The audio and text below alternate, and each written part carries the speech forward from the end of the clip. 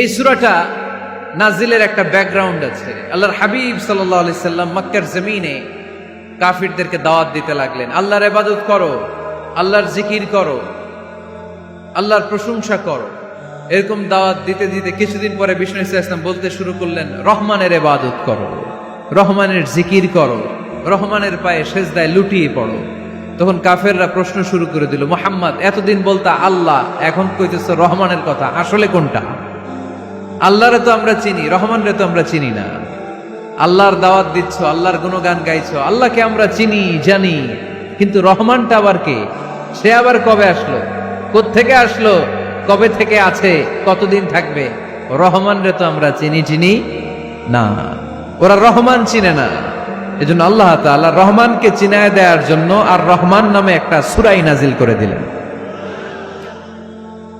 وَإِذَا قِيلَ لَهُمُ اسْجُدُوا لِلرَّحْمَنِ قَالُوا وَمَا الرَّحْمَنُ, যখন তাদেরকে বিশ্বনবী বললেন রহমানের পায়ে সেজদা দাও, রহমানের জন্য সেজদায় লুটিয়ে পড়ো, ক্বালু ওয়ামার রহমান, তারা বলল রহমানটা আবার কে? রহমান কে? আল্লাহ চিনি, রহমানরে তো চিনি না। এখন রহমানকে এটা চিনানোর দরকার আছে না নাই? রহমানকে এটা চিনানোর জন্য আল্লাহ তাআলা আর রহমান নামে কোরআনে একটা সূরা নাজিল করলেন। চিল্লায়ে পড়েন আল্লাহু আকবার।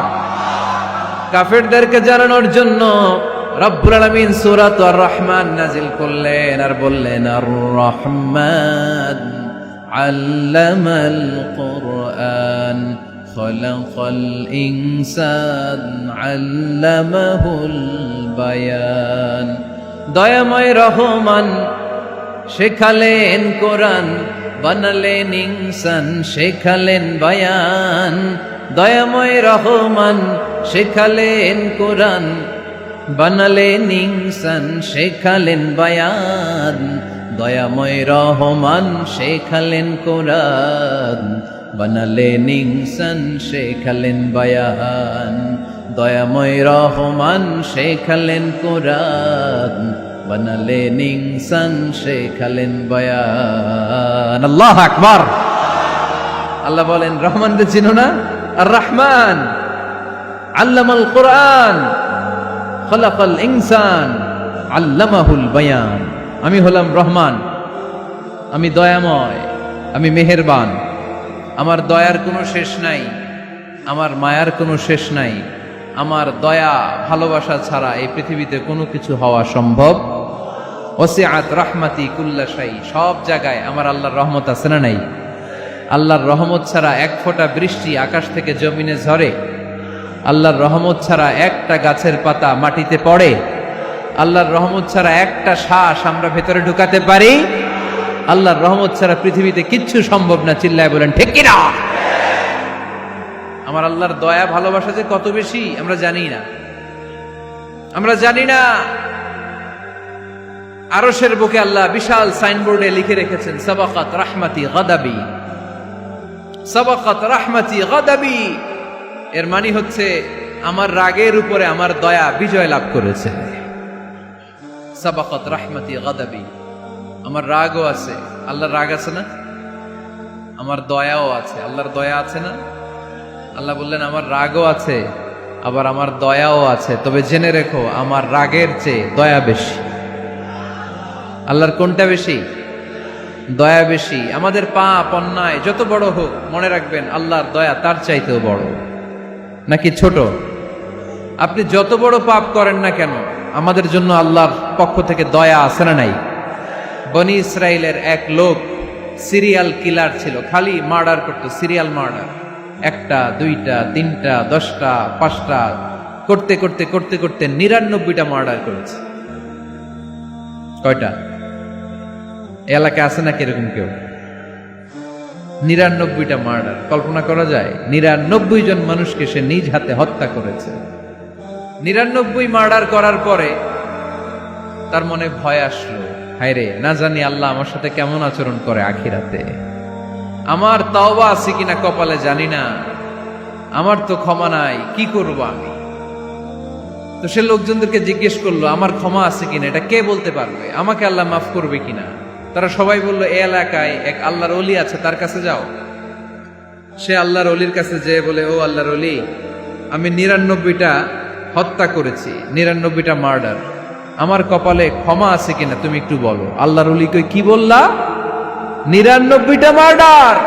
হায় হায় সর্বনাশ, তোর কোনো ক্ষমা নাই।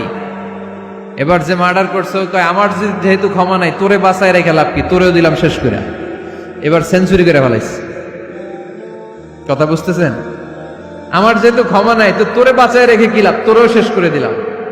এবার সেঞ্চুরি। সেঞ্চুরি করার পরেও ভয় আছে না নাই অন্তরে? অন্তরে তো আল্লাহর ভয়। কই যাবে? খুঁজতে লাগলো কে সমাধান দিতে পারবে। একজন বলল, ওই এলাকায় একজন বড় আলেম আছে, ওই আলেমের কাছে যা।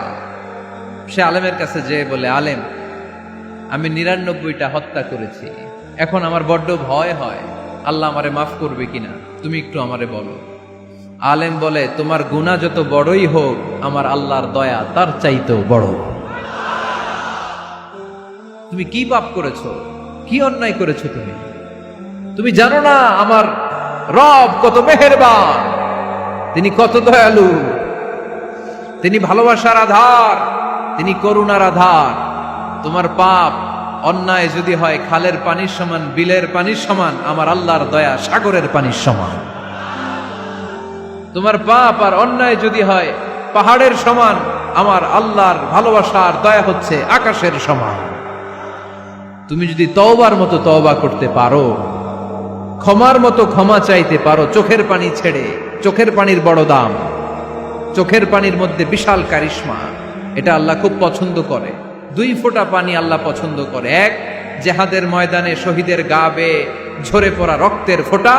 2 হচ্ছে অনুতপ্ত বান্দার চোখের পানির ফোঁটা।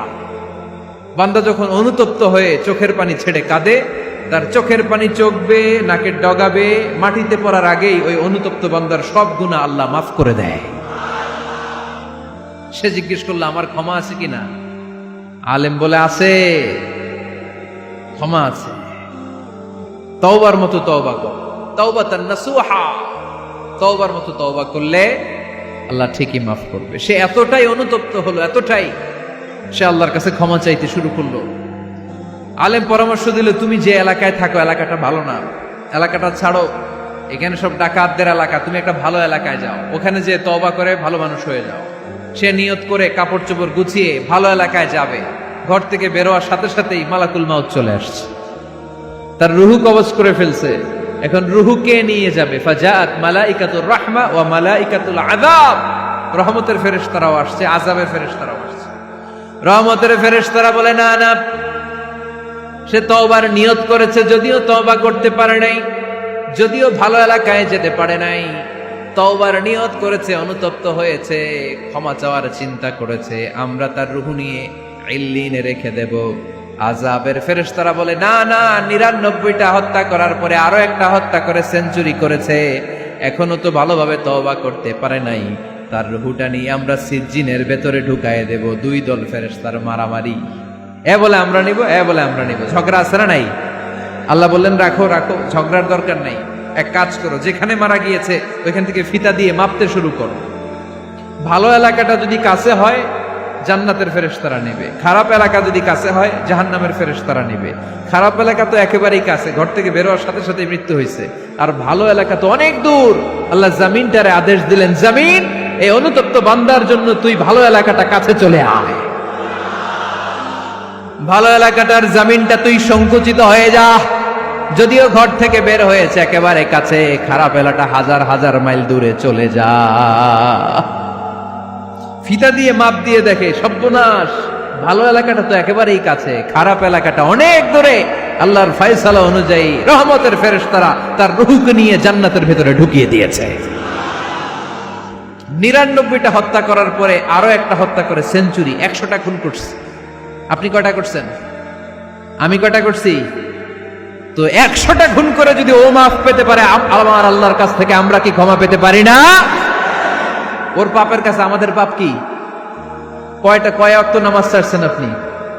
কয়টা মিথ্যা কথা বলছেন? কতবার ঘুষ খাইছেন? কত টাকা সুদে লাগাইছেন? কত অন্যায় করছেন? কত জুলুম করেছেন? মনে রাখবেন, আপনার পাপ, আপনার অন্যায়, আপনার জুলুম যত বড় হোক না কেন, আমার আল্লাহর দয়া তার চাইতেও বড়। এজন্য আল্লাহ নিজের পরিচয় দিয়ে বললেন, আর রহমানু আল্লামাল কোরআন খালাকাল ইনসান আল্লামাহুল বায়ান। আমি রহমান, আমি দয়ার সাগর। আমি কি? আল্লাহ তুমি দয়ার সাগর, রহমানুর রহিম।